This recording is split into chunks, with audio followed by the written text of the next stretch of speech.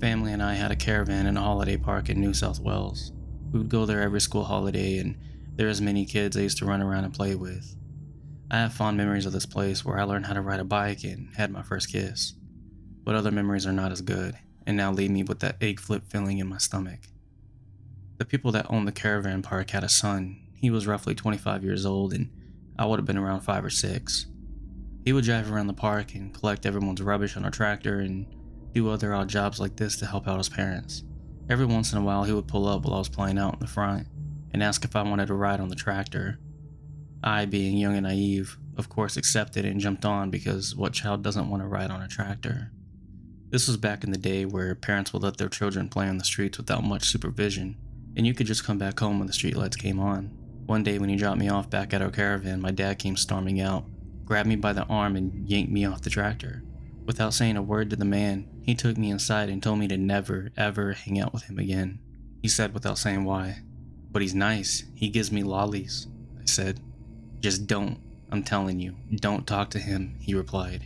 I couldn't understand why my dad didn't want me talking to the nice man who only gave me tractor rides, gave me lollies and hugs and sometimes the occasional sandwich.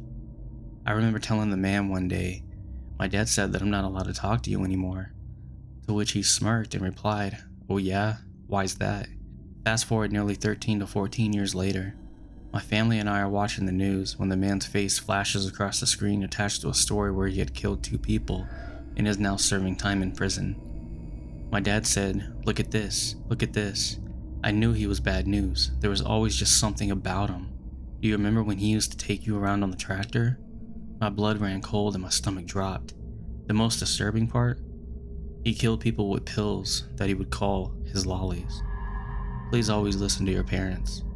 My God, I would be dead by now if it wasn't for them.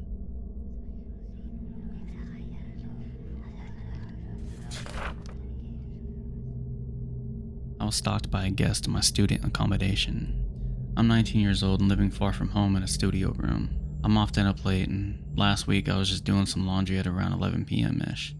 I saw a man sitting in the lobby. I saw him around a bit at night, but I didn't think much of it. I'm in the laundry room.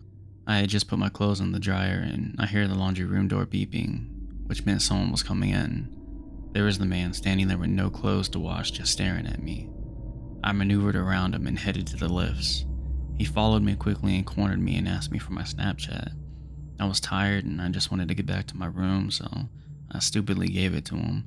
I figured he'd message and try to flirt. I'd say, "I have a boyfriend, sorry if you thought this was anything else," and that would be the end of it. Anyway, he starts messaging me. It's kind of normal. Then he starts saying weird stuff like, "I saw you a month ago and I was impressed. I've been visiting a friend and staying here. And I've been watching you. I noticed that you come out mostly at night." He told me that he was only visiting for 5 more days. Then he gets worse. He says, "I love you. I can't help it."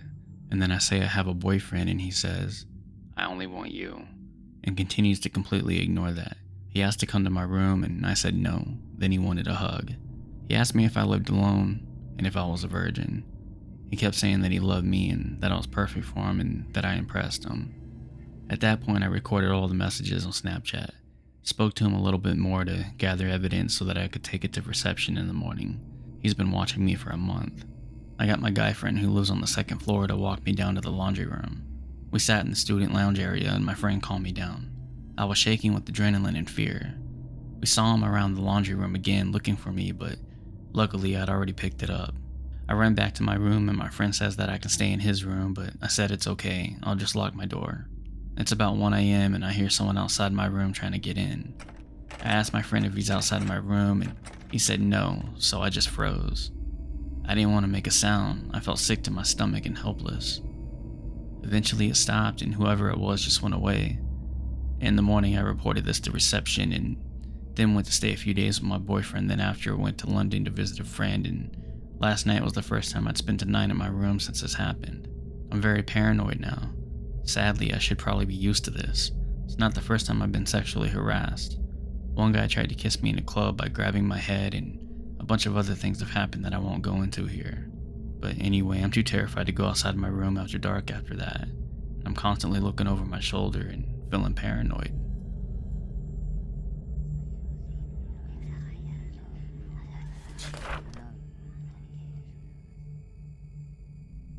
My boyfriend was driving me home last night around midnight. I was on my phone, pulling up something to show him when we parked, when he whipped around and suddenly asked me if I saw that out of his window. I said no and asked what. I live in a quiet suburban neighborhood. We have some deer and other small wildlife. The most dramatic human activity that we had was several years back, when a car was speeding and crashed through the living room of the house that's at the bottom of the hill. He said there was a girl on all fours in our driveway, waving her hand and phone light at us as we drove by. We slowed down to discuss if we should go back, and she heard her in trouble, trying to flag help for someone inside or filming a TikTok. I was worried this was some ploy to make us stop so someone else could jump out. We both thought it was weird and decided to go back in case she needed help. Our windows had been down to get some fresh air that night, so we rolled them back up and we went back. When we went back, she was no longer on the ground and ran up to my window very quickly. She looked like she was in PJs and was in her teens. My boyfriend said nope, swerved around her, and drove out of the neighborhood as another car was driving in and passed her by. We were both pretty rattled at this point because it was so unusual, and decided that we'd do another loop back. This was the only way into the neighborhood, so we didn't really have a choice. If she was still there after that other car had driven by, he would talk to her since she'd be on his side again.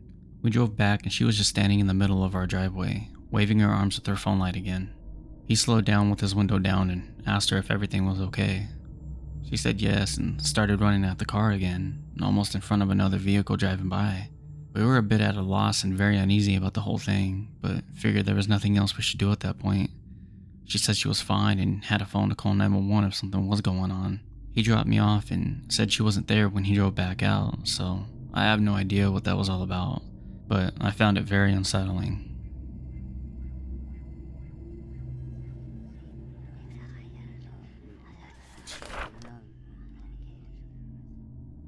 This occurred to me and my then girlfriend in the summer of 2004.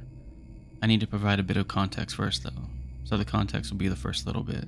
My hometown was decimated by flooding from Hurricane Floyd in 1999. Part of the response and recovery efforts involved FEMA setting up RVs as temporary housing for those whose homes were either destroyed or heavily damaged. These RVs were set up in a previously vacant field outside of town. The park was dismantled by 2001 or so. They put up fencing around the perimeter and trenched over the other streets into the area to keep people out. But they forgot one entrance, or left it purposely open for emergency vehicles to have access. Some friends of mine had found this entrance, and we frequently used the area as our playground. We would go back there to set off fireworks, turn the streets into a race course, as well as to hook up with our girlfriends. To set the stage of how this place looks, there were 3 streets running in east-west orientation, a street that went around the other streets in an oval fashion. The grass was very overgrown and about 4 feet high. The south and north side of the area was wooded.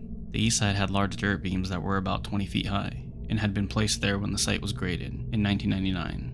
They normally provided a climbing challenge for our SUVs. This particular day, my girlfriend and I were parked on one of the east-west streets amongst the tall grass to remain hidden. We got undressed to do the deed in the back seat of the car. As we began to do it, I noticed movement in the corner of my eye. I turned to look, and there is a man coming over the 20-foot high dirt beam. He's wearing denim overalls, and in his left hand is the full-size axe. A wave of fear washed over me, and I yelled out, "Oh my God." My girlfriend pops up to look out of the back windshield, and she screamed, "What are we going to do?" I frantically start looking for the car keys. There is a pile of clothes on the floorboard, and I can't find them. I look out the back, and he's getting closer. I can see his face now, and it's emotionless with a blank stare. I start grabbing clothes and shaking them to hopefully find the keys. They pop loose and fall to the floor. I grab them and immediately jump into the driver's seat, still completely naked. I start the car, and from the back seat, my still naked girlfriend screams, "Go." I look in the rearview mirror as I'm putting the car into drive, and he's now within 50 to 60 feet of the car. Same blank look, staring at the car with the axe still in hand. I didn't even fasten my seatbelt, and I'm still fully nude as I floored the gas, kicking up rocks everywhere as the tires spun as I sped away from the man holding the axe. We got out of the abandoned FEMA park as quickly as I could drive the car without crashing. My girlfriend was hysterical the whole time until we got back to the main road and we were safe. We stopped about a mile up the road on the side of the road to put our clothes back on and de-stress. I don't know where this man came from, as there are no houses within a mile or so of the old FEMA site. He seemingly just came out of nowhere. I also did not see any other cars at the site, as I had done a lap around the park before we chose our spot to park. I'm not sure what his intentions were, as he never said anything to us, and I know he saw us panicking in the car. Whatever his intentions were, I know they weren't good. The look on his face and the axe in his hand made that abundantly clear. I went back with a few friends a few days later, and found no place this guy could have been lurking, and there were no signs anyone had even been camping there. To this day, is one of the scariest events I've ever been through. Whoever the X-Man was and whatever he was planning, let's not meet.